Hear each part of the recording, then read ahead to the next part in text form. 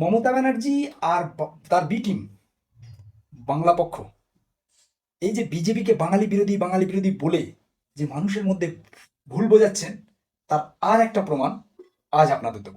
আপনারা জানেন কি, শ্যামাপ্রসাদ মুখার্জির তৈরি করা দল এই বিজেপি কেন্দ্রীয় নীতি আয়োগের ভাইস চেয়ারম্যান কাকে করেছেন?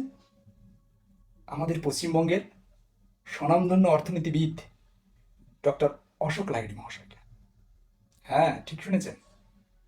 আবার আর এক বাঙালি বিজ্ঞানী গোবর্ধন দাসকে করেছেন এই নীতি আয়োগের সদস্য।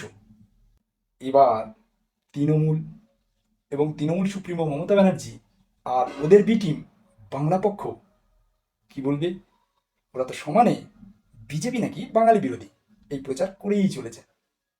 তবে ওদের কথা ছাড়ুন, আজ আমরা বাঙালি হিসাবে গর্বিত যে আমাদের দুই বাঙালি ভারত সরকারের নীতি আয়োগে নিযুক্ত হলেন, একজন ভাইস চেয়ারম্যান, একজন সদস্য। ভারত সরকারের বিভিন্ন দেশের সঙ্গে বিভিন্ন অর্থনৈতিক বিভিন্ন যে কোনো কারণে নীতি নির্ধারণে ভূমিকা রাখবে বাঙালিরাই। জয় পশ্চিমবঙ্গ, ভারত মাতার জয়।